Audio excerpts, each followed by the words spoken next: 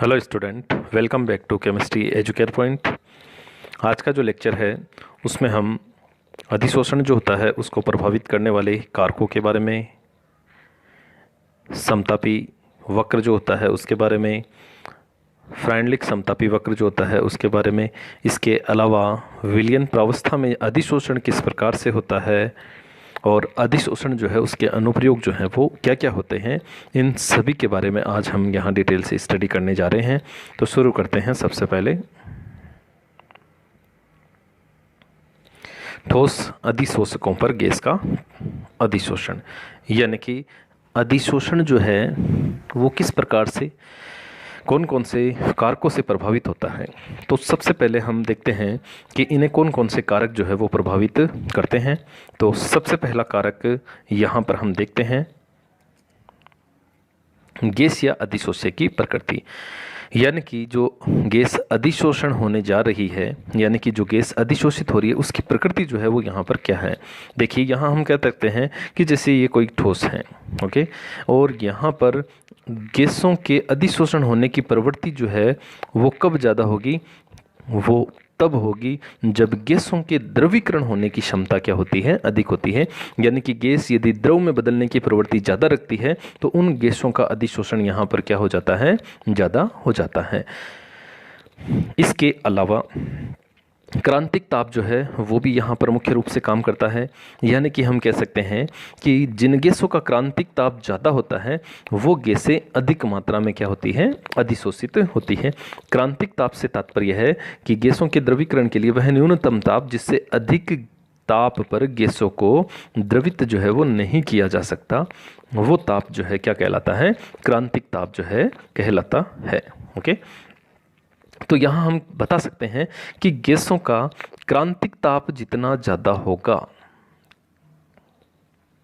क्रांतिक ताप ज़्यादा होगा, तो यहाँ कह सकते हैं कि जो अधिशोषण होता है वो अधिशोषण भी क्या होगा, ज़्यादा होगा। यानी कि क्रांतिक ताप डायरेक्टली अधिशोषण के ऊपर डिपेंड करता है। ओके, तो अधिशोषण और क्रांतिक ताप इस तरीके से दोनों आपस में एक दूसरे से प्रभावित होते हैं। अब यहाँ पर जैसे सरलता से द्रवित होने वाली गैसों में हमने कहा SO2 है, HCl है, CO2 है, NH3 है। ये जो है अन्य गैस यानी कि इनकी तुलना में शीघ्रता से क्या हो जाती है, अधिशोषित हो जाती है। तो यहाँ इनके अधिशोषित होने का कारण एक तो ये सरलता से क्या हो जाती है, द्रवित, और दूसरा हम कह सकते हैं इनका क्रांतिक ताप जो है वो क्या होता है, अधिक होता है। क्रांतिक ताप अधिक के लिए हम यहाँ एक एग्जाम्पल जो है वो देखते हैं। देखिए यहाँ पर जैसा कि मैंने बताया, क्रांतिक ताप जितना ज़्यादा होगा द्रवीकरण जो है वो उतना ही अधिक, और जितना ज़्यादा द्रवीकरण होता है अधिशोषण जो है वो उतना ही अधिक होता है। यहाँ एग्जाम्पल हम देखते हैं। देखिए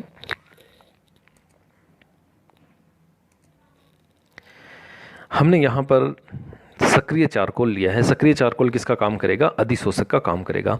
और यहाँ पर हम विभिन्न गैसों का अधिशोषण करवा रहे हैं। तो हम देख सकते हैं कि SO2 का अधिशोषण सबसे ज़्यादा है और H2 का अधिशोषण सबसे कम है। कारण क्या है, SO2 का क्रांतिक ताप क्या है, ज़्यादा है, यानी कि 430 केल्विन है, और H2 का क्रांतिक ताप कितना है, 33 केल्विन है। तो H2 का क्रांतिक ताप कम होने के कारण इसका अधिशोषण क्या हुआ है, कम हुआ है, और SO2 का क्रांतिक ताप सबसे ज़्यादा यानी कि 430 केल्विन, तो इसका अधिशोषण क्या हो गया, ज़्यादा हो गया। हम देख सकते हैं अधिशोषण की मात्रा इसकी 380 ml है 1 ग्राम पर, और यहाँ बहुत कम यानी कि लगभग 4.5 के आसपास। तो यहाँ इस तरीके से हम बता सकते हैं कि क्रांतिक ताप जैसे जैसे बढ़ता है अधिशोषण की क्षमता भी बढ़ती जाती है। यहाँ क्रांतिक ताप ज़्यादा है इसलिए अधिशोषण ज़्यादा हुआ, यहाँ क्रांतिक ताप H2 का कम है इसलिए अधिशोषण इसका सबसे कम। तो यहाँ इसका घटता क्रम जो है वो हम बता सकते हैं गैसों का कि किस तरीके से ये अधिशोषित होती है। ओके, दूसरा कारक चलते हैं अधिशोषक का पृष्ठीय क्षेत्रफल। अधिशोषक का पृष्ठीय क्षेत्रफल से तात्पर्य है कि जैसे मान लिया एक ठोस पदार्थ हमने इस प्रकार से लिया है। ओके, अब इस ठोस पदार्थ को हम क्या कर लेते हैं, बारीक तोड़ लेते हैं। इस तरीके से हमने इसका बारीक चूर्ण बना लिया। तो यहाँ हम बता सकते हैं कि ठोस पदार्थ जो है उसका पृष्ठीय क्षेत्रफल चूर्णित पदार्थ की तुलना में क्या होता है, कम होता है। यहाँ इसका पृष्ठीय क्षेत्रफल कम है, लेकिन चूर्ण में यानी कि एकदम बारीक चूर्ण में जैसे ही हमने इसको पीसा तो इसका पृष्ठीय क्षेत्रफल क्या हो गया, ज़्यादा हो गया। ज़्यादा पृष्ठीय क्षेत्रफल हुआ तो अधिशोषक क्षमता भी क्या हो जाती है, बढ़ जाती है। तो यहाँ हम कह सकते हैं कि ठोस की बजाय यदि हम पदार्थ चूर्णित अवस्था में ले तो उसके अधिशोषण की क्षमता क्या हो जाती है, ज़्यादा हो जाती है। क्यों हो जाती है, क्योंकि उसका पृष्ठीय क्षेत्रफल जो है वो भी क्या होता है, बढ़ जाता है। ओके, तो यहाँ हम बता सकते हैं कि रंध्रहीन पदार्थ यानी कि कठोर अवस्था में है और सरंध्र चूर्णित मतलब एकदम बारीक किया हुआ, तो उसका यहाँ पर अधिशोषण क्या होता है, बढ़ जाता है। क्यों बढ़ता है, जैसा कि मैंने बताया कि पृष्ठीय क्षेत्रफल जो है वो अधिक हो जाता है। ओके, तो यहाँ पर कुछ धातुएं ली हैं अपन ने, कोलाइड पीडी, पैलेटिनम, गोल्ड और निकल। तो यहाँ कोलाइड पीडी जो होता है वह चूर्णित अवस्था में है, पीटी थोड़ा कम चूर्णित है, एयू थोड़ा और कम है और निकल जो है वो एकदम ठोस अवस्था में है। तो यहाँ हम बता सकते हैं कि इनकी अधिशोषण क्षमता क्या होती गई, घटती गई, कारण इनके चूर्णित होने का, या यूँ कह सकते हैं ये चूर्णित कम अब है। ठीक है, ओके, इस तरीके से हम इसको बता सकते हैं। कोलॉइड से तात्पर्य है ये पदार्थ की एक अवस्था होती है। ओके, इसी चैप्टर में हम आगे के पार्ट में इस कोलॉइड को डिटेल से देखेंगे। फिलहाल हम ध्यान रखेंगे कोलॉइड एक पदार्थ की अवस्था होती है। ओके, उसके बाद में तीसरा कारक चलते हैं हम, दाब का प्रभाव। ओके, ये जो दाब है इसका प्रभाव हम किस तरीके से समझ सकते हैं। दाब यदि हम बता सकते हैं कि किसी भी अधिशोषण की प्रक्रिया में यदि हम दाब लगाते हैं तो दाब लगाने पर अधिशोषण की क्षमता क्या हो जाती है, बढ़ जाती है। ओके, तो यहाँ अधिशोषण की क्षमता बढ़ती है, लेकिन उसके बाद में धीरे धीरे उसकी प्रवृत्ति क्या होने लगती है, कम होने लगती है। ओके, तो यहाँ इसको हम एक ग्राफ के थ्रू समझते हैं, यानी कि यहाँ हम इसे ग्राफ के थ्रू समझेंगे। तो यहाँ देखिए, जैसा कि कहा गया है कि प्रति इकाई द्रव्यमान अधिशोषण की मात्रा गैस के दाब पर क्या करती है, निर्भर करती है। यानी कि ये जो x/m है ये समानुपाती होती है किसके, P के। यहाँ x/m से तात्पर्य है गैस का दाब। ओके, तो गैस का अधिशोषण की मात्रा से तात्पर्य है और P से है गैस का दाब। तो यहाँ अधिशोषण की मात्रा यानी कि x/m वह P पर किस प्रकार से निर्भर करती है, ये ग्राफ के थ्रू यहाँ हम देखेंगे।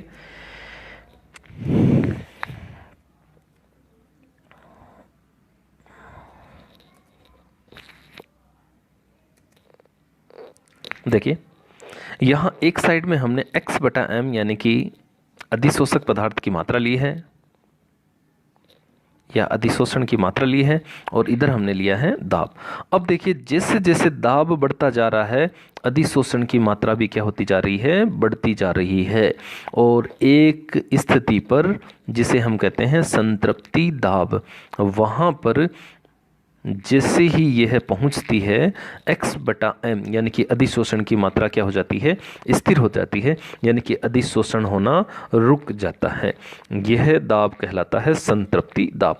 इस दौरान ताप क्या रहता है, स्थिर रहता है। ओके, तो यहाँ इस प्रकार से दाब के प्रभाव को हम बता सकते हैं कि x/m यानी कि अधिशोषण की मात्रा जो होती है वो गैस के दाब पर निर्भर करती है। जैसे जैसे दाब बढ़ता है अधिशोषण की मात्रा में भी परिवर्तन आता रहता है। ओके,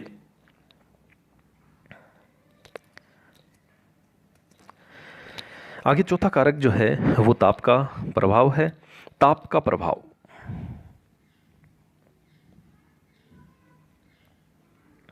ओके, तो यहाँ जो ताप का प्रभाव है, इस ताप के प्रभाव में हम यहाँ दो तरीके से देखेंगे। एक तो भौतिक अधिशोषण जो है उसके बारे में, और एक जो है वो रासायनिक अधिशोषण जो है उसके बारे में। भौतिक अधिशोषण में ताप अलग प्रभाव से और रासायनिक अधिशोषण में ताप जो है वो अलग प्रभाव से अपना इफेक्ट जो है वो दर्शाता है। देखिए कैसे। तो सबसे पहले हम देखते हैं कि किसी भी अधिशोषक द्वारा अधिशोषित गैस की मात्रा जो है वो ताप बढ़ाने पर क्या होती है, घटती है, और ताप घटाने पर क्या होती है, बढ़ती है। जैसे मान लिया कोई भी अधिशोषक सतह है और उस पर ये कण जो है वो अधिशोषित हो रखे हैं। ओके, इसको हम इस तरीके से बता सकते हैं, ये कोई ठोस सतह है और इस पर यह कण जो है वो क्या हो रखे हैं, अधिशोषित हो रखे हैं। अब यहाँ पर यदि हमने ताप बढ़ाया यानी कि गर्म किया तो इनके बीच का बल जो है वो कमज़ोर हुआ और कमज़ोर होने पर ये कण जो है वो यहाँ से हटना शुरू हो जाते हैं, मतलब अधिशोषण की प्रक्रिया क्या हो गई, कम हो गई।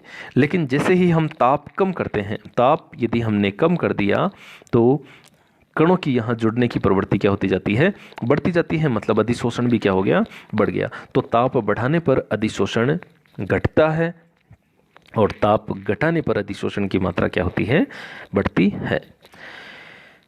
इसके अलावा एक और ध्यान रखेंगे हम कि अधिशोषण जो है उसमें दो प्रकार की प्रक्रियाएं हो रही हैं। दो प्रकार की प्रक्रियाओं से तात्पर्य क्या है, इसे हम एक चित्र के थ्रू देखते हैं। देखिए,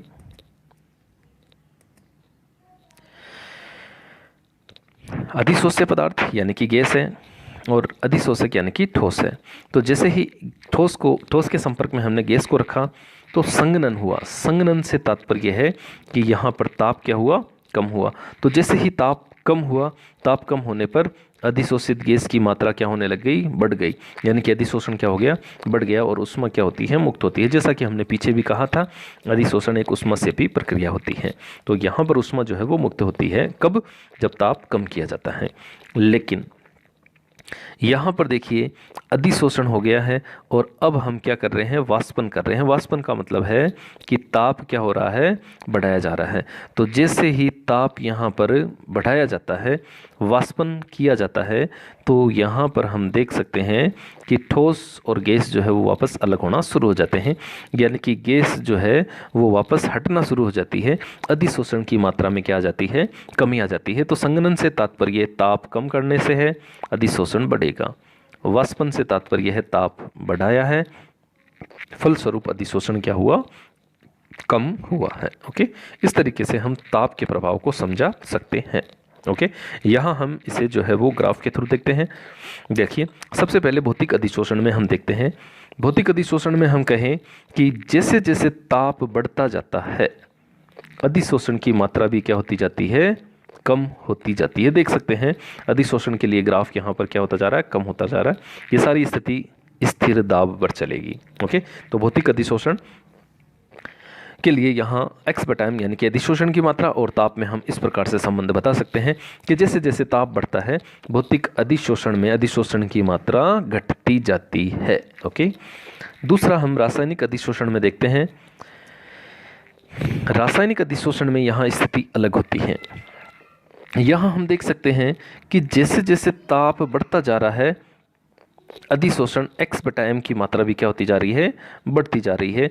लेकिन एक निश्चित बिंदु पर पहुंचकर वापस अब हम यदि ताप बढ़ाते हैं तो अधिशोषण की मात्रा क्या होने लगती है, कम होने लगती है। तो यहाँ हम बता सकते हैं कि x/m पहले बढ़ी और फिर क्या होने लग गई, घटने लग गई। तो यहाँ अधिशोषण जो है वो रासायनिक प्रकार का है। तो रासायनिक और भौतिक में दोनों में ग्राफ जो है वो इस प्रकार से हम समझा सकते हैं। यहाँ ला सातल्य नियम जो है वो भी फॉलो होता है। जैसा कि हम कहते हैं कि ऊष्मासेपी यानी कि ताप कम किया तो अधिशोषण बढ़ा, ताप बढ़ाया अधिशोषण घटा। इस तरीके से हम दोनों को समझा सकते हैं। ओके, आगे चलते हैं। अगला कारक अधिशोषण का सक्रियण। अधिशोषण का सक्रियण से तात्पर्य है, अधिशोषण का सक्रियण से तात्पर्य यह है कि जो अधिशोषक पदार्थ हम ले रहे हैं, जो अधिशोषक पदार्थ हम ले रहे हैं उसकी सक्रियता क्या है, वो कितना और अधिक अधिशोषण कर सकता है, उसके अधिशोषण की सक्रियता जो है वो कैसे होती है। तो यहाँ हम कह सकते हैं कि कोई भी ठोस पदार्थ है, अधिशोषक पदार्थ है, वो जितना ज़्यादा सक्रिय होता है अधिशोषण उतना ही अधिक होता है। अब बात आती है सक्रियण की। तो यहाँ अधिशोषक पदार्थ जो है उसका सक्रियण जो है वो हम कैसे बढ़ा सकते हैं, उसके भी कुछ बिंदु जो है हम देखेंगे। सबसे पहले हम देखते हैं कि सक्रियण क्या होता है। तो किसी भी अधिशोषक की अधिशोषण क्षमता बढ़ाना क्या कहलाता है, अधिशोषक का सक्रियण कहलाता है। अब बात आ जाती है कि अधिशोषक का सक्रियण जो है वो कैसे बढ़ाएं। तो सबसे पहले जैसे कि हमें पता होना चाहिए कि नंबर 1 पॉइंट हम यदि कहें कि ठोस पदार्थ है अपने पास ओके, उस ठोस पदार्थ को हमने चूर्णित कर लिया, बारीक चूर्ण में तोड़ लिया। तो बारीक चूर्ण में तोड़ा तो उसका पृष्ठीय क्षेत्रफल क्या हुआ, बढ़ गया। पृष्ठीय क्षेत्रफल बढ़ा तो अधिशोषण क्षमता क्या हो गई, बढ़ गई। तो किस प्रकार से बढ़ा सकते हैं हम, तो हम कह सकते हैं कि सबसे पहले पदार्थ जो होता है उस पदार्थ को हम क्या कर सकते हैं, चूर्णित कर सकते हैं। पदार्थ को चूर्णित करने पर उसका पृष्ठीय क्षेत्रफल बढ़ जाता है, पृष्ठीय क्षेत्रफल बढ़ने पर अधिशोषण की क्षमता भी बढ़ जाती है। ओके, तो इस तरीके से हम बढ़ा सकते हैं। ओके, दूसरा हम बता सकते हैं कि ठोस सतह जो है उसको खुरदरा बनाकर, खुरदरा से तात्पर्य है जैसे ये है। ओके, अब इसको हमने इस तरीके से खुरदरा बना दिया। तो खुरदरा बना दिया तो यहाँ सक्रिय केंद्रों की संख्या क्या हो गई, बढ़ गई। बढ़ने पर क्या हुआ, पदार्थ यहाँ ज़्यादा से ज़्यादा आकर जुड़ गया। ओके, तो जुड़ गया मतलब सक्रियता क्या हो गई, बढ़ गई। तो अधिशोषक की सक्रियता इस प्रकार से हम बढ़ा सकते हैं। अगला फैक्टर, जैसा कि मैंने बताया, बारीक पीस कर यानी कि पृष्ठीय क्षेत्रफल बढ़ाकर। ओके, अगला फैक्टर जो है वो हम बता सकते हैं कि वो जो अधिशोषक पदार्थ है, ओके, जैसे ये अधिशोषक पदार्थ है, मान लिया इस अधिशोषक पदार्थ पर पहले से कोई अशुद्धियां हैं। ओके, तो इन अशुद्धियों को यदि हम हटा देते हैं तो सतह और ज़्यादा उपलब्ध होती है, और वो ज़्यादा उपलब्ध हुई इसका मतलब क्या हो गया, उसकी सक्रियता जो है वो क्या हो गई, बढ़ गई। तो इस तरीके से हम बता सकते हैं कि अधिशोषक की सक्रियता 3 प्रकार से बढ़ सकती है। एक तो हम उसकी सतह को खुरदरा बना दें ताकि सक्रिय केंद्र ज़्यादा से ज़्यादा हो, अधिशोषक पदार्थ ज़्यादा से ज़्यादा जुड़ सके। दूसरा हम बारीक पीस लेते हैं। बारीक पीसना मतलब चूर्ण बना लिया, चूर्ण बनाया तो पृष्ठीय क्षेत्रफल क्या हो गया, बढ़ गया, और अधिशोषक की मात्रा भी क्या हो जाती है, बढ़ जाती है। और तीसरा जैसा कि मैंने बताया, अशुद्धियां हटाकर। ओके, अशुद्धियां हटाने का एक एग्जाम्पल जो है वो हम यहाँ देखेंगे। देखिए, जैसे कार्बन होता है, ओके, यानी कि चारकोल, उसको यदि हम अत्यधिक गर्म करते हैं, अधिक ताप पर हम उसे क्या करते हैं, गर्म करते हैं। ओके, तो अत्यधिक ताप में यदि हम गर्म करते हैं तो उस पर उपस्थित जो अशुद्धियां होती है, जैसे कि नमी है, हाइड्रोकार्बन है, वो क्या होते हैं, हट जाते हैं। और इस प्रकार जो चारकोल होता है वो क्या कहलाता है, सक्रिय चारकोल।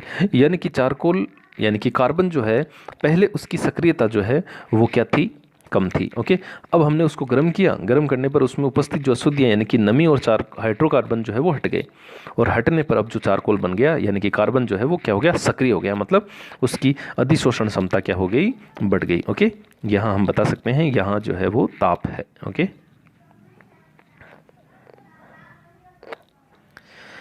अगला जो है अधिशोषण समतापी।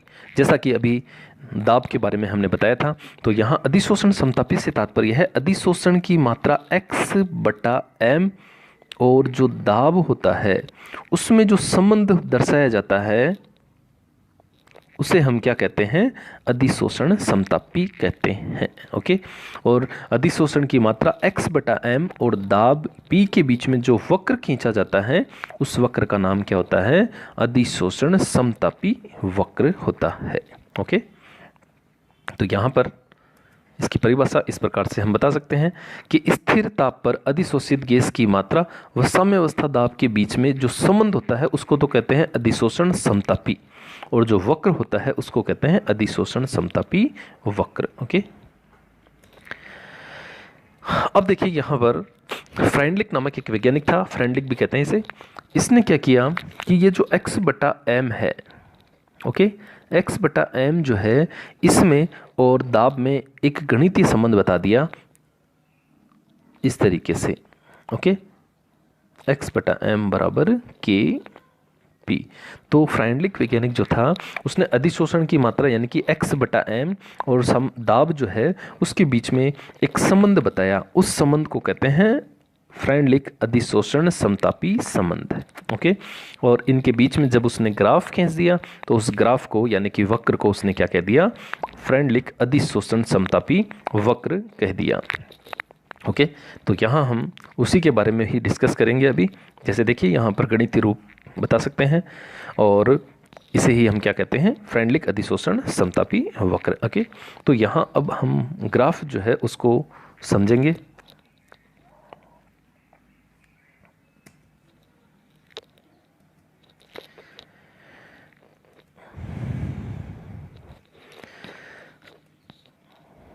अब देखिए जो ग्राफ इसने बनाया था उस ग्राफ में 3 प्रेक्षण जो है वो प्राप्त हुए थे। ग्राफ जो है वो पीछे मैंने बताया था, उसको वापस यहाँ मैं ड्रॉ कर रहा हूँ। ये देखिए इस तरीके से ग्राफ जो था वो था, यहाँ x/m अधिशोषण की मात्रा आई और यहाँ पर क्या हो गया, दाब हो गया। अब आप देख सकते हो कि यहाँ से यहाँ तक स्थिति ये वाली स्थिति है। ये स्थिति कौन सी है, निम्न दाब की है, यानी कि दाब यहाँ क्या है, कम है, निम्न दाब। तो निम्न दाब यानी कि यहाँ तक यदि हम कहें तो x/m और p जो है वो एक दूसरे के क्या हैं, समानुपाती है। देख सकते हैं यहाँ तक समानुपाती चल रही है। ओके, यहाँ तक चलते हैं तो ये हो गई मध्यम दाब, यानी कि यहाँ तक मान सकते हैं मध्यम दाब। ओके, तो मध्यम दाब जो है, मध्यम जो दाब है वहाँ हम बता सकते हैं कि x/m जो है, x/m जो है वो और दाब जो है उसमें 1/n, यानी कि इस तरीके से ये इसकी क्या हो जाता है, समानुपाती। यानी कि यहाँ पर ये है स्थिति पर चरघातांकीय रूप से बढ़ता है, ये मध्यम दाब की स्थिति हो गई। ओके, और यहाँ अधिक दाब जो है, यहाँ पर x/m जो है वह दाब से क्या हो जाता है, अप्रभावित, यानी कि यहाँ पर दाब से कोई प्रभाव नहीं पड़ता है। ओके, तो यहाँ इस वक्र को हम बता सकते हैं कि निम्न दाब पर, यानी कि यहाँ तक तो x/m और p समानुपाती हैं, मध्यम दाब पर चरघातांकी रूप से, और अधिक दाब पर यह क्या हो जाता है, दाब से अप्रभावित हो जाता है। तो यहाँ इन सभी के प्रेक्षण को हम देखते हैं। तो सबसे पहले पहला प्रेक्षण देखिए, निम्न दाब पर। तो निम्न दाब पर यदि हम कहें तो अधिशोषण की मात्रा दाब की क्या होती है, समानुपाती, यानी कि x/m बराबर हो गया p। ओके, ये देखिए यहाँ पर। ओके, तो यहाँ पर समानुपाती चिन्ह हटाया तो k यहाँ पर क्या है, स्थिरांक। तो यहाँ पर हम देख सकते हैं कि दाब यदि कम रहता है तो समानुपाती होता है दाब के। ओके, दूसरा हम देखते हैं कारक मध्यम दाब पर। ओके, तो जो मध्यम दाब वाला है, ये देखिए ये ग्राफ जो मैंने अभी बताया था। ओके, ये यहाँ पर x/m हो गया और एक तरफ ये, तो यहाँ वाली जो स्थिति है ये मध्यम दाब, सॉरी ये है जो है निम्न दाब वाली स्थिति। यहाँ x/m जो है वो p की क्या है, समानुपाती। यहाँ तक स्थिति जो है वो कौन सी हो गई, मध्यम दाब वाली। ओके, तो मध्यम दाब पर यह p के चरघातांकी रूप के क्या होता है, समानुपाती, और दाब जब अधिक हो जाता है यानी कि संतृप्ति दाब से अधिक दाब, यहाँ पर x/m p से क्या हो जाती है, अप्रभावित, यानी कि p की घात क्या हो जाती है, 0। ओके,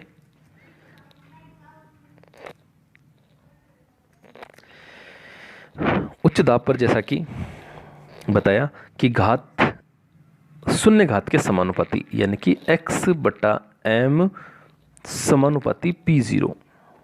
ओके, तो p0 x/m बराबर हो गया k p0, और घात यदि 0 होती है तो उसकी वैल्यू कितनी हो जाती है, 1 हो जाती है। तो p0 की वैल्यू 1 हो गई, तो x/m बराबर क्या हो गया, k हो गया। k एक स्थिरांक है, तो स्थिरांक के समानुपाती, मतलब हम कह सकते हैं कि यहाँ पर अधिशोषण पर कोई प्रभाव नहीं पड़ता है। दाब यदि ज़्यादा होता है तो अधिशोषण की दर स्थिर हो जाती है। ओके, ये उच्च दाब की स्थिति है, ये देख सकते हैं हम यहाँ पर। ओके, तो x/m जो है वो स्थिरांक के बराबर, यानी कि उच्च दाब पर अधिशोषण की मात्रा x/m जो है वो दाब से अप्रभावित रहती है। मध्यम दाब पर यदि कहें तो जैसा कि मैंने बताया था कि मध्यम दाब जो है वो प्रथम व शून्य घात के मध्य किसी संख्या के समानुपाती, यानी कि चरघातांकी रूप से होता है। ये इस तरीके से हम बता सकते हैं, x/m समानुपाती हो गया p की घात 1/n। समानुपाती चिन्ह हटाया तो यहाँ हम लिख सकते हैं यहाँ जो है हम लिख सकते हैं कि x बटा एम बराबर हो गया k p की घात 1/n। 1/n की वैल्यू जो है वो 0 से 1 से 0 के बीच में हो सकती है। ओके, तो इस प्रकार से यह जो संबंध है उसे ही हम क्या कहते हैं, फ्राइडलिक समतापी संबंध कहते हैं। तो इस तरीके से हमने 3 स्थितियां देखी। निम्न दाब जहां पर x बटा एम जो है वो p के समानुपाती है, उच्च दाब जहां x बटा एम जो है वो p से प्रभावित नहीं होता है, और मध्यम दाब पर यह चर घातांक के रूप से यानी कि 1/n घातांक के रूप में निर्भर करता है। ओके, तो इस तरीके से हम इनको समझा सकते हैं। ओके, आगे चलते हैं। अब देखिए यह जो संबंध है x बटा एम और k p की घात n, यहाँ यदि हम कहें कि दोनों तरफ log लें तो log लेने पर क्या होगा, दोनों तरफ यदि हम लें तो log x बटा एम होगा एक तरफ, x बटा एम बराबर यहाँ पर हम यदि कहें तो ये हो जाएगा log k, और घातांक है तो ये घातांक आ जाएगा नीचे 1/n log p। तो इस तरीके से हम ये log जो है वो इसका लेने पर इस प्रकार से ये जो है राशि प्राप्त होती है। देखिए किस तरीके से log x बटा m हुआ और log k, और इस तरीके से log p जो है वो हम बता सकते हैं। ओके, उसके बाद में यहाँ पर देखिए log x बटा एम और log p के बीच में हम यदि ग्राफ खींचे तो एक सीधी रेखा आती है, जहाँ पर यह जो log k होता है वो तो अंतःखंड होता है और 1/n जो है वो वक्र का ढाल होता है। देखिए इस वक्र में ये log x बटा एम है इधर, और इधर क्या है log p। तो यहाँ पर ये जो हमने लिखा था log k, तो ये जो log k है वो यहाँ क्या रहेगा, अंतःखंड रहेगा, और फिर हम देख सकते हैं सीधा चला जा रहा है, यानी कि समानुपाती के रूप में है सीधी रेखा, और यहाँ पर ये जो आ रहा है वो ढाल है, और वो ढाल कितना होता है 1/n होता है, यानी कि 1/n ये जो है इस वक्र का ढाल यहाँ पर कहलाता है। तो यहाँ पर हम जो log x बटा एम और p के बीच में log p के बीच में जो वक्र खींचते हैं वो इस प्रकार से खींच सकते हैं। ओके, आगे चलते हैं। विलयन अवस्था में अधिशोषण। विलयन अवस्था में अधिशोषण से तात्पर्य है कि अधिशोषण जो होगा वो किस में होगा, विलयन में होगा। अब विलयन में होने से तात्पर्य क्या है, तो यहाँ हम इसको इस तरीके से बता सकते हैं कि अपने पास एक विलयन जो है वो बनाया हुआ है। ओके, फॉर एग्जाम्पल हमने कहा वो विलयन एसिटिक अम्ल का है, जल और एसिटिक अम्ल हमने बना लिया, घोल लिया, और एक विलयन जो है वो बना लिया। ओके, ये रहा विलयन। ओके, अब इसमें हम क्या करते हैं, चारकोल रख देते हैं, चारकोल ठोस रख दिया। अब यहाँ इसमें एसिटिक अम्ल की जो मात्रा है वो इस पर क्या होने लगती है, अधिशोषित होने लगती है। तो ये जो अधिशोषण हो रहा है वो किस में हो रहा है, विलयन में हो रहा है। तो ऐसी ही अवस्था क्या कहलाती है, विलयन अवस्था में अधिशोषण जो है वो कहलाती है। ओके, तो इस तरीके से हम इसको समझा सकते हैं। तो सबसे पहले देखिए ये है क्या, तो हम यदि कहें कि अधिशोष्य पदार्थ विलयन में उपस्थित हो, जैसा कि मैंने अभी बताया, तो विलयन में ठोस अधिशोषक अधिशोष्य के कणों को क्या कर लेता है, अधिशोषित कर लेता है। तो यहाँ पर विलयन क्या हो गया, एसिटिक अम्ल का हो गया, और ठोस अधिशोषक जो अपन ने डाला था वो क्या हो गया, चारकोल हो गया। ये देखिए ठोस अधिशोषक, तो ये ठोस अधिशोषक जो है वो उनको क्या कर लेता है, अधिशोषित कर लेता है, किसको, एसिटिक अम्ल के विलयन को। तो इस तरीके से हम विलयन प्रावस्था में अधिशोषण जो है वो बता सकते हैं। ओके, अब देखिए यहाँ पर वहाँ हमने x बटा m जो था उसको समानुपाती बताया था, किसके, p के बताया था। ओके, चूंकि वहाँ गैसें थी इसलिए दाब होगा, यहाँ पर विलयन है तो दाब तो काम करेगा नहीं, तो दाब की जगह जो वैल्यू ली जाती है वो कौन होती है, c होती है, जिसे कहते हैं कंसंट्रेशन सांद्रता। ओके, तो यहाँ x बटा m समानुपाती p की जगह क्या लेंगे हम, x बटा m समानुपाती c। p गैसों के लिए है और c विलयन की सांद्रताओं के लिए है। ओके, तो देख सकते हैं यहाँ x बटा m में ये संबंध लिया हमने। आगे चलते हैं, x बटा m जो है उसका दोनों तरफ यदि हम log लेते हैं तो log लेने पर वही log x बटा m आ जाएगा एक तरफ, और एक तरफ log k प्लस 1 बटा log c, सेम वो की वही जो फ्रेंडलिक समतापी में हमने देखा था, बस p जो है दाब जो है उसकी जगह c आ गया कंसंट्रेशन। ओके, तो x क्या है, विलेय में अधिशोषित की मात्रा है, m क्या है, ठोस का भार है, और n और k क्या है, स्थिरांक है। तो इस तरीके से विलयन प्रावस्था में अधिशोषण को हम समझा सकते हैं। यहाँ इसके 2 एग्जाम्पल जो है वो भी हम देखते हैं। देखिए पहला एग्जाम्पल, उसके बाद आगे शुरू करते हैं हम विलयन प्रावस्था में अधिशोषक के उदाहरण या अधिशोषण के उदाहरण। सबसे पहला उदाहरण जो है वो हम यूँ कह सकते हैं कि जैसे अपने शर्करा जो है उसका हमने एक रंगीन विलयन जो है वो लिया, यानी कि रंगीन शर्करा का विलयन जो है वो इसमें हमने ले लिया। अब इसमें हमने ठोस जो है वो चारकोल यहाँ रख दिया। ओके, तो जैसे ही ठोस चारकोल रखा तो इसमें जो रंजक होते हैं, रंगीन पदार्थ जिसके कारण शर्करा का विलयन रंगीन है, वो इसकी सतह पर आकर क्या हो गए, अधिशोषित हो गए। और कुछ समय बाद हम देखते हैं कि जो शर्करा का विलयन होता है वह क्या हो जाता है, रंगहीन जो है वो हो जाता है। हम कह सकते हैं कि शर्करा का विलयन क्या हो गया, रंगहीन हो गया। तो इस तरीके से पहला एग्जाम्पल हम बता सकते हैं कि यदि शर्करा के रंगीन विलयन में हम चारकोल डालते हैं तो उसका विलयन जो है वो क्या हो जाता है, रंगहीन।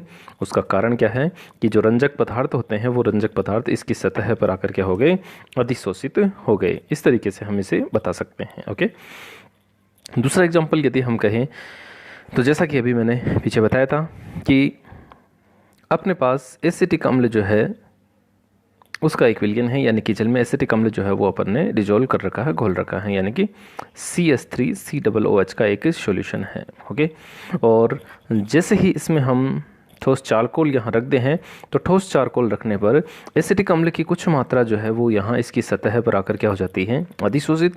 और फिर यदि विलयन को हम देखें तो विलयन में एसिटिक अम्ल जो होता है उसकी सांद्रता में क्या आ जाती है, कमी आ जाती है।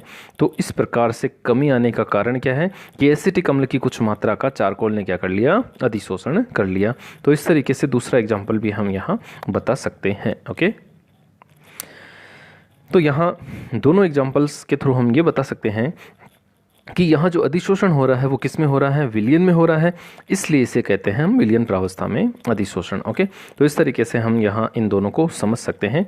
देख सकते हो आप, एसिटिक अम्ल के सांद्र विलयन में हमने क्या मिलाया, चारकोल, और मिलाने पर उसकी सांद्रता क्या हो गई, कम, क्योंकि चारकोल ने क्या कर लिया, एसिटिक अम्ल की मात्रा का अधिशोषण कर लिया। ओके, तो इस तरीके से हम इसे बता सकते हैं। ओके, आगे चलते हैं। अधिशोषण जो है उसके कुछ अनुप्रयोग हैं। अधिशोषण के अनुप्रयोग यानी कि हमारी जो किस तरीके से यह प्रयुक्त किए जाते हैं उनके बारे में हम सबसे पहले देखते हैं। पहला प्रयोग देखिए, इसका अनुप्रयोग गैस मास्क में। गैस मास्क में यानी कि जो खान होती है, यानी कि कोयले की खानें वगैरह होती हैं, उनमें जो श्रमिक काम करते हैं वो अपने मुंह पर गैस मास्क लगाए हुए रहते हैं। वो इसलिए लगाते हैं ताकि ये जो गैस मास्क है यह जहरीली गैसों को क्या कर ले, अधिशोषित कर ले। यानी कि यहाँ पर उस गैस मास्क में क्या प्रयुक्त किया जाता है, चारकोल। तो ये जो चारकोल है वो गैसों को क्या कर लेता है, अधिशोषित। तो इस तरीके से गैस मास्क जो है उसमें हम इसे प्रयुक्त कर सकते हैं। ओके, और अब चलते हैं हम इसका दूसरा उपयोग जो है वो नमी पर नियंत्रण से तात्पर्य है कि कुछ महंगे उपकरण वगैरह जो होते हैं, या हम कह सकते हैं उनमें नमी जो है उसकी मात्रा को हटाने के लिए सिलिका जेल जो है उसकी छोटे छोटे गोलियां जो है वो रख दी जाती हैं। ये सिलिका जेल क्या करती है, उस नमी को क्या कर लेती है, एब्जॉर्ब, या यूँ कह सकते हैं नियंत्रित कर लेती है, उसका क्या कर लेती है, अधिशोषण कर लेती है। ये इसका दूसरा अनुप्रयोग हो गया। तीसरा अनुप्रयोग यदि हम देखें कपड़ों की रंगाई में। कपड़ों की रंगाई में क्या है कि फिटकरी जो है वो प्रयुक्त करते हैं। अब फिटकरी प्रयुक्त करने का पीछे क्या कारण है कि यहाँ जैसे ही रंगीन पदार्थ यानी कि रंजक हम कपड़ों के साथ मिलाते हैं तो रंजक जो होते हैं वह फिटकरी के कणों को क्या कर लेते हैं, अधिशोषित, और कणों को अधिशोषित करके ये फिटकरी जो है उन कणों को उस कपड़ों पर रंगीन, या यूँ कह सकते हैं उनको रंग देती है, यानी कि उनकी रंगाई जो है वो कर देती है। ओके, आगे चौथा अनुप्रयोग जो है वो क्या है, रंगीन अशुद्धियों के पृथक्करण में। अभी जैसा कि हमने पीछे देखा था कि शर्करा का रंगीन विलयन था, यानी कि उसमें रंगीन अशुद्धियाँ थी और उसमें हमने क्या मिलाया, चारकोल, जंतु चारकोल, और जंतु चारकोल ने क्या कर लिया, उनकी अशुद्धियों का अधिशोषण, और अधिशोषण करते ही शर्करा का जो विलयन था वो क्या हो गया, एकदम रंगहीन यानी कि शुद्ध हो जाता है। तो इस तरीके से हम इसका चौथा अनुप्रयोग बता सकते हैं। पांचवा अनुप्रयोग क्या है, उच्च निर्वात बनाने में। उच्च निर्वात से तात्पर्य है कि कोई भी पात्र है या यूं कह सकते हैं कोई सिस्टम है, उस सिस्टम में हमें निर्वात उत्पन्न करना है तो क्या किया जाता है कि सबसे पहले निर्वात जो होता है उस निर्वात पंप के द्वारा उसकी जो हवा होती है या वायु जो होती है वो बाहर खींच ली जाती है, और उसके बाद में यदि थोड़ी बहुत भी वायु बचती है तो अंदर चारकोल रखकर वो क्या कर ली जाती है, अधिशोषित कर ली जाती है, और इस प्रकार से निर्वात जो बनते हैं वो उच्च कोटि के बनते हैं। तो इस तरीके से अधिशोषण में है निर्वात उत्पन्न करने में भी प्रयुक्त किए जाते हैं। छठा जो है विषमांगी उत्प्रेरण में। विषमांगी उत्प्रेरण से तात्पर्य हम कहें कि विषमांगी उत्प्रेरण यानी कि ऐसा उत्प्रेरण जिसमें अभिकारक है, उत्पाद है, उत्प्रेरक है, इन सभी की अवस्थाएं या भौतिक अवस्थाएं जो है वो क्या होती है, अलग अलग होती हैं। तो ये प्रक्रिया कहलाती है विषमांगी उत्प्रेरण। फॉर एग्जांपल यहाँ एक एग्जांपल हमने कहा है अमोनिया बनाने की हेबर विधि। अमोनिया बनाने की हेबर विधि से तात्पर्य है कि N2 प्लस 3H2 काम हम ले रहे हैं और यहाँ बन रही है 2NH3। तो यहाँ हम जो उत्प्रेरक काम में ले रहे हैं Fe, ये Fe जो है वो क्या होता है, ठोस अवस्था में। तो ये ठोस अवस्था में है तो ये क्या करता है, N2 और H2 को अधिशोषित कर लेता है और अधिशोषित करके इन दोनों की क्रिया को क्या कर देता है, संपन्न करवा देता है। तो इस तरीके से एक एग्जाम्पल जो है वो हम इसका बता सकते हैं। ओके, जैसे ये अगला जो है इसका हम यूँ कह सकते हैं सातवां, आयन विनिमय या रेजिन या जल के विलवणीकरण। यानी कि जो कठोर जल होता है उस कठोर जल से अशुद्धियाँ या यूँ कह सकते हैं मृदु जल में बदलने के लिए भी इसे प्रयुक्त हम कर सकते हैं। कठोर जल जो होता है उसमें हम जानते हैं कि कैल्शियम और मैग्नीशियम आयन के लवण जो है वो पाए जाते हैं, और इन आयनों का यहाँ पृथक्करण करके जल जो है उसे मृदु जल में बदल दिया जाता है। तो यहाँ पर भी अधिशोषण का सिद्धांत जो है वो काम किया जाता है। देखिए जैसे कुछ कार्बनिक पदार्थ है उसमें क्या होते हैं, SO3 है, COOH। अब इनको जब हम जल में डालते हैं तो ये जल के आयनों को क्या कर लेते हैं, अधिशोषित कर लेते हैं। जल के आयनों का अधिशोषण से मतलब है कि कैल्शियम और मैग्नीशियम के जो लवण होते हैं उन आयनों का क्या कर लेते हैं, ये अधिशोषण कर लेते हैं, और जैसे ही ये आयन निकल जाते हैं जल जो है वो क्या हो जाता है, मृदु हो जाता है। ओके, उसके बाद में अगला प्रयोग जो है अनुप्रयोग वो जो है गुणात्मक विश्लेषण में हम बता सकते हैं। गुणात्मक विश्लेषण से तात्पर्य है कि जो एल्यूमिनियम आयन होते हैं, एल्यूमिनियम जो आयन होते हैं उन्हें हम क्या करते हैं, एल्यूमिनियम हाइड्रोक्साइड विलयन में जैसे ही प्रोवाइड करते हैं तो यह क्या करते हैं, नीले रंग का अधिशोषण कर लेते हैं। यानी कि इस परीक्षण में क्या होता है कि एल्यूमिनियम हाइड्रोक्साइड विलयन जो होता है वह उस विलयन का जो नीला रंग होता है वो अपनी सतह पर अधिशोषित कर लेता है।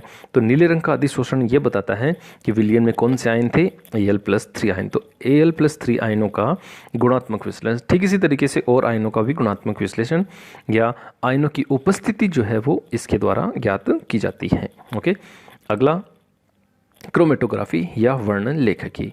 वर्णलेखकी या क्रोमेटोग्राफी जो है वो हम कह सकते हैं कि किस तरीके से काम आती है। देखिए यहाँ पर इसमें क्या होता है कि द्रव मिश्रण और गैस मिश्रण जो होता है उसमें उपस्थित अवयवों का क्या किया जाता है, पृथक्करण किया जाता है।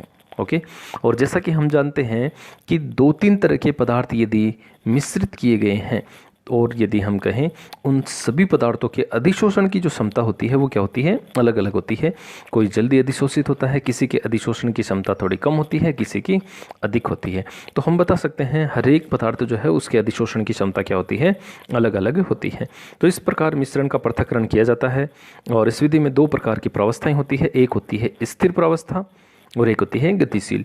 स्थिर प्रावस्था जो होती है वह अधिशोषक पदार्थ होती है, गतिशील प्रावस्था जो है वो मिश्रण पदार्थ होता है। इसे हम यहाँ देखिए एक डायग्राम के थ्रू देखते हैं। जैसे यहाँ हम बता सकते हैं कि ये जो है एक प्रकार की कॉलम क्रोमेटोग्राफी। यहाँ हम देख रहे हैं कि एक कांच की एक नली है, ओके, और इस कांच की नली में यह स्थिर अवस्था जो है यह अधिशोषक पदार्थ के रूप में है। ओके, अधिशोषक पदार्थ जो है वो यहाँ डाल दिया जाता है और फिर यहाँ हमने यौगिकों का मिश्रण जो है वो डाल दिया। यौगिकों का मिश्रण का मतलब है 3-4 पदार्थ जो होते हैं उनको मिश्रित करके हमने यहाँ डाल दिया। ओके, अब देखिए कुछ समय पश्चात क्या होता है कि ये जो मिश्रण है, फॉर एग्जांपल 2 थे A प्लस B, कुछ समय पश्चात क्या होता है, एक पदार्थ यहाँ आकर अधिशोषित हो जाता है और दूसरा पदार्थ यहाँ अधिशोषित हो जाता है, यानी कि दोनों पदार्थ अलग अलग जगह आकर अधिशोषित हो जाते हैं। अब यहाँ पर हम इस नल के द्वारा, इस निकास द्वार के द्वारा हर एक पदार्थ, जैसे ये A हो गया और ये कौन सा हो गया, B हो गया, तो इन दोनों को हम निकाल सकते हैं। तो इस तरीके से यह अधिशोषण जो है वो यहाँ पर क्रोमेटोग्राफी के रूप में हम बता सकते हैं। वर्णलेखी की विधि में अधिशोषण जो सिद्धांत है वो भी काम करता है। ओके, तो आज के वीडियो में हमने अधिशोषण समतापी है, अधिशोषण को प्रभावित करने वाले कारक हैं और इसके अलावा अधिशोषण के अनुप्रयोगों के बारे में, विलयन प्रावस्था में अधिशोषण जो है उन सभी के बारे में बात की। ओके, तो आज का वीडियो जो है उसमें ये सारी बातें आपने समझी। धन्यवाद।